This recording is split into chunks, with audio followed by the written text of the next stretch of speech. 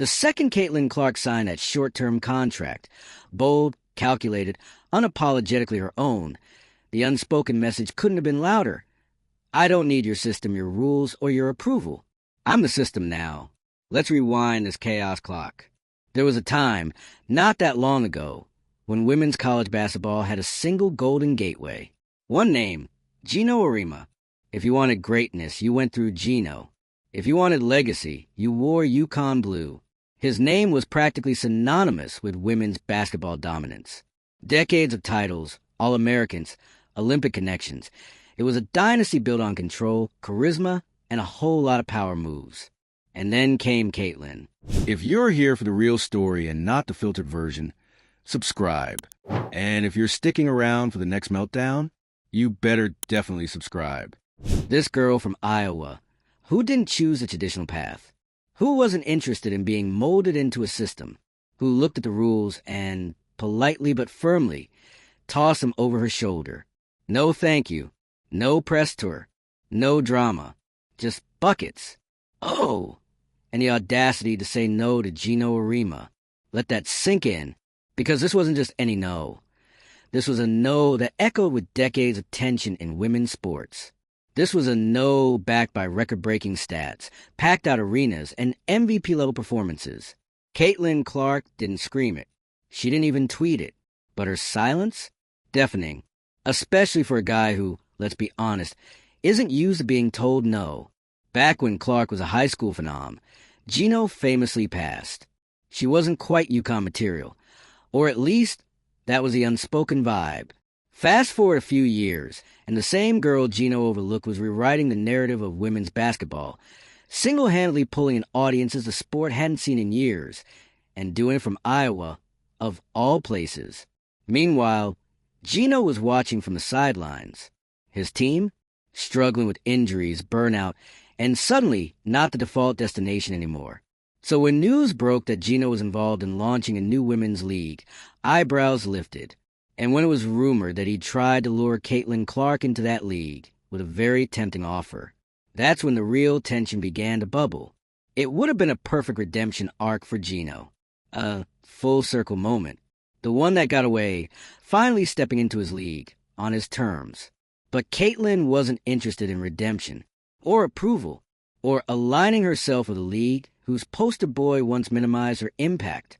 She said no, and she signed somewhere else, on her terms for 8 weeks, in a move that wasn't just strategic. It was revolutionary. Because let's be real, that contract, it wasn't just about money or flexibility. It was a declaration, a line in the sand. Caitlin Clark wasn't just rejecting Geno's offer. She was rejecting the entire old guard that came with it, the system of gatekeepers, the belief that greatness needs to be stamped by certain institutions, that you have to play nice with the basketball gods to build a legacy. Nope. She made her own lane, and the whole world followed. Now here's where it gets juicy. Geno, who's never been one to hold back, had spent the better part of the last year dropping subtle, and sometimes not so subtle, comments about Clark's fame, that she was a product of hype, that people forgot what real basketball looked like. Oh, and let's not forget the shady little digs at her fans, implying they weren't real basketball supporters. Translation? The man was rattled. Because Caitlin wasn't just playing the game, she was changing it, and she wasn't asking for permission. There's something deeply poetic about that. The coach who wants to find the ceiling now, watching a player break through it, without even acknowledging him. It's not just a role reversal, it's a regime change. And while Geno's still respected, of course he is, the era of the omnipotent coach is crumbling. Caitlin Clark isn't part of the old narrative where coaches are the kings and players are their pawns. She's flipping the board entirely. It's player first now, athlete driven, brand aware, strategic as hell. Let's not downplay the risk here. Turning down a league deal backed by a titan of the sport isn't something you do lightly. But Caitlin knew what she was doing. 8 weeks means flexibility. It means testing waters without being owned by them. It means power. And that's something women athletes haven't traditionally had. At least not like this. It's giving Beyoncé dropping an album without warning. It's giving Taylor Swift re-recording her masters. It's control. And the beauty of it? She didn't need to bash anyone to make her point.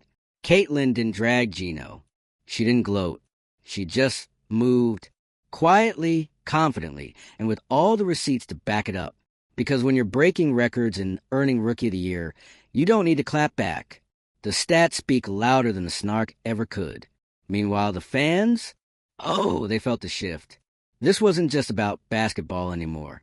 This was about a new generation of athletes taking ownership, about fans, young girls especially, seeing that you don't have to beg for a seat at someone else's table. You can build your own. The irony? Geno's league probably would have needed Caitlin to succeed. Her name alone brings sponsors, media, global buzz. But now, she's bigger than any one league, bigger than any one coach. She is a storyline. And honestly, it's about time. For decades, women's sports have been underpromoted, underfunded, and overly controlled. Players were told to be grateful, not powerful. That's changing. Fast. Caitlin Clark isn't just riding the wave. She is the wave. She's selling out arenas in cities that never cared about women's hoops before. She's drawing NBA-level ratings. She's on magazine covers, late-night shows, TikTok trends. And she's doing it without the backing of the old regime. The symbolism of her no isn't just about Geno. It's about every coach, exec, and talking head who thought they got to define what greatness looks like in women's sports, who thought they could shape the narrative forever. Guess what? The players are holding the pen now.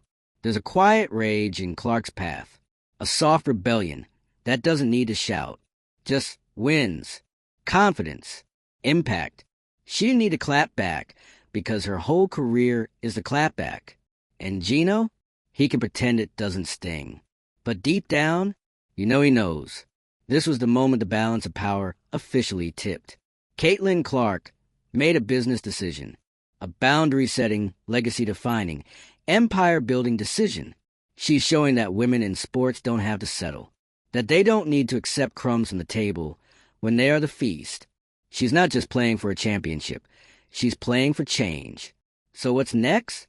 Honestly, whatever she wants. That's the whole point. She's shown the playbook isn't sacred, that you don't need a ring from a blue blood program or a stamp from a gatekeeper to be great, that influence isn't inherited, it's earned. The future of women's basketball isn't in a coach's office. It's on the court, in the hands of players like Caitlin Clark who know their worth. And Geno? He can keep coaching. But he's no longer coaching the future. The revolution already started. If you're here for the drama, the bold moves, and the downfall of outdated power structures, hit that subscribe button and tell us in the comments. Did Caitlin Clark just change women's basketball forever? Or was this always where the game was headed? Either way, the old playbook just got torched. Caitlin's decision? It was like she took a pair of scissors to the puppet strings. She's rewriting what it means to be a modern athlete in a world that still clings to old-school hierarchies. Think about it. Women in sports, especially basketball, have rarely had this kind of leverage. The power dynamic has always been tilted. Coaches made or broke careers. You towed the line, or you vanished from the spotlight. But Caitlin flipped that script. She proved that if you bring in the crowds, the sponsors, the viewers, you hold the cards. And you get to play them. And you know who else heard that message loud and clear? Every up-and-coming girl, with a jump shot and a dream. Every teenage phenom watching the game evolve in real time. Because for them, this isn't just a moment, it's a blueprint. You don't have to beg for a scholarship from the right program anymore. You don't have to apologize for your shine or tone yourself down to fit into someone else's legacy. You don't need to be molded to matter. Clark isn't just a prototype. She's the proof. And don't get it twisted, Geno Auriemma knows that. You could see it in the way he suddenly shifted tones in interviews. Gone was the smug dismissiveness, replaced with a carefully calculated calm. He's a veteran. He's been through media storms before. But this time, the storm wasn't just about him. It was about the crumbling of the very system that made him a king. Because let's be real, kings don't like revolutions. Especially ones they didn't start. This isn't shade. Geno has done a lot for the game. No one's erasing his legacy. But even legends have to recognize when the torch is being yanked, not passed. And Caitlin didn't ask for his blessing. She didn't need his approval. She didn't even flinch. That's what stings.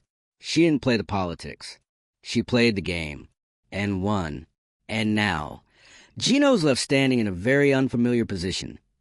Not as a gatekeeper, but as a spectator to someone else's empire. The contract Clark signed, though short and unconventional, sent shockwaves. It was like a mic drop without even grabbing the mic. She said no to a long-term lock-in. No to selling herself short. No to being part of someone else's master plan. Instead, she chose mobility, agency, freedom. She made it clear that she's not here to build someone else's legacy. She's busy building her own. Now here's the kicker. Even without saying a word, she exposed the cracks in the system. Because the moment she declined that offer, the mask slipped. Suddenly, people started noticing how desperate some of these old guard leagues and programs were to keep up. The media spin began. The subtle gaslighting. The she's not ready. Or she's too young to make these decisions. Narratives started bubbling up. But Caitlyn, cool as ever. She just kept playing, kept dominating, kept pulling in viewership numbers that made execs very nervous. Because if one player can command this much attention outside the system, who's next? This isn't just about basketball anymore. This is about power and control. And what happens when the people who've always held the remote suddenly realize they're not the only ones who can change the channel? It's giving Succession plot twist. Because the real shake-up here? It's in the realization that fans don't care about legacy as much as they care about authenticity. The kids watching at home don't care what school you went to or who coached you. They care about who you are, what you stand for. And Caitlyn stands for independence. Every interview, every decision, every game she plays, it's all rooted in this quiet defiance. And not in a rebellious, out-for-blood kind of way. It's not messy. It's intentional, focused, almost surgical. She's not burning bridges. She's just refusing to walk paths she didn't pave herself. And the industry? Phew. They're scrambling. Networks, sponsors, executives. They're all trying to figure out how to keep up with this new generation of athletes who don't need them in the same way, who can build a brand, a fan base, and a movement just by being themselves. It's thrilling. It's terrifying. It's change. And it's happening fast. One of the wildest parts of all this is how quiet Caitlyn's been through the whole process. No dramatic call-outs. No press tour slamming Geno or his league. Just a cold, calculated rejection, and then back to business. That's power. Not performative. Not loud. Just real. She knows that her game is enough. Her silence, in a world addicted to noise, is its own kind of rebellion. And honestly, it's working. She didn't need to humiliate anyone to win. She just opted out of their game entirely.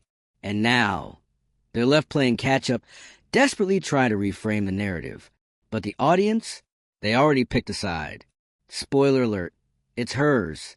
She represents something we've all been craving in women's sports for a while now. Autonomy, swagger, ownership, the kind of energy that doesn't ask, can I be great? But instead says, watch me. And let's talk about the fan for a second, because they're a huge part of this. Geno made the mistake of underestimating them, calling them bandwagoners or casuals. But guess what? Those fans, the ones filling seats and streaming games and buying jerseys, they're the reason this whole ecosystem works. And they're not going anywhere. In fact, they're multiplying. Because when someone like Caitlyn Clark steps up and changes the rules, she doesn't just shift the game, she expands it. She brings in people who've never watched a WNBA game before.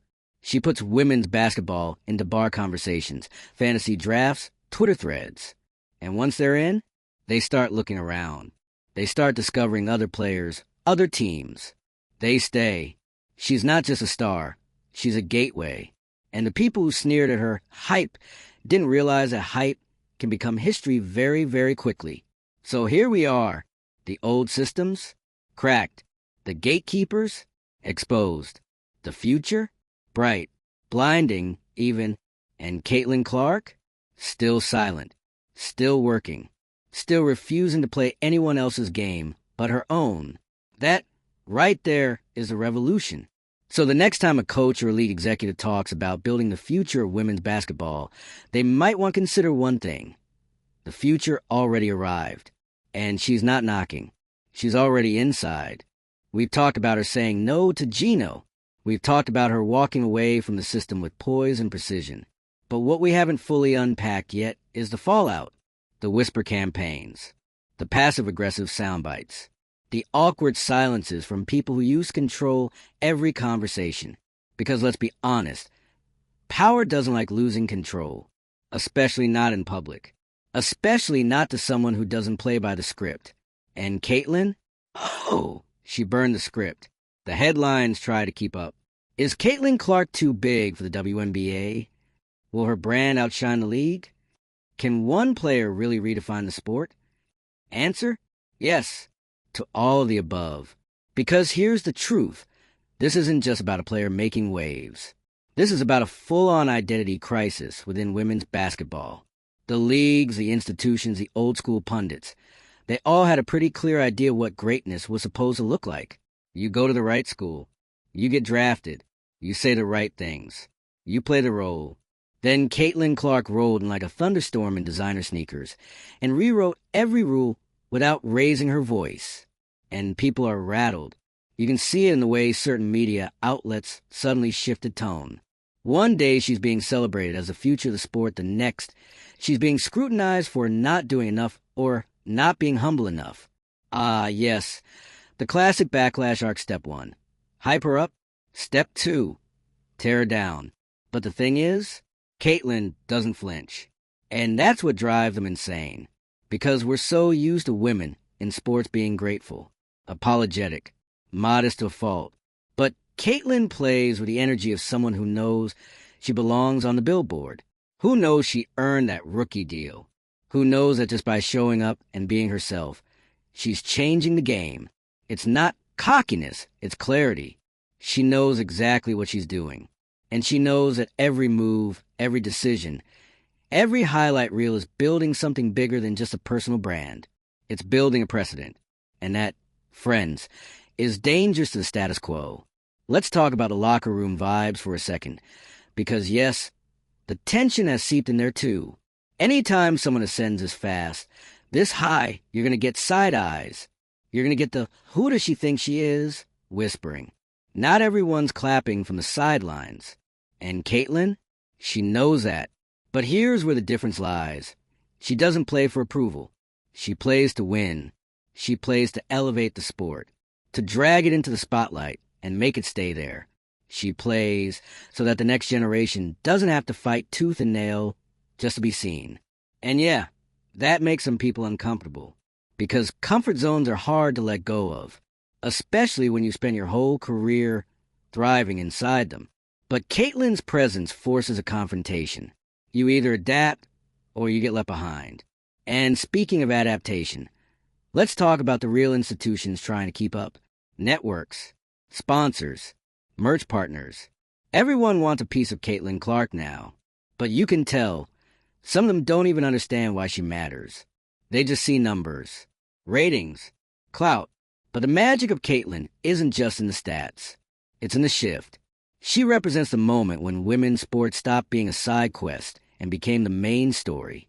This isn't about riding the wave of women's basketball's growth. This is a growth. Caitlin isn't just riding momentum. She is the momentum. And yeah, maybe that makes things messy. Maybe it shakes up hierarchies and forces uncomfortable conversations about who gets the spotlight and why. Maybe it breaks up the boys' club of how these narratives used to be built. But you know what? That's the price of progress. And it's worth every awkward interview, every passive-aggressive quote, every dismissive tweet.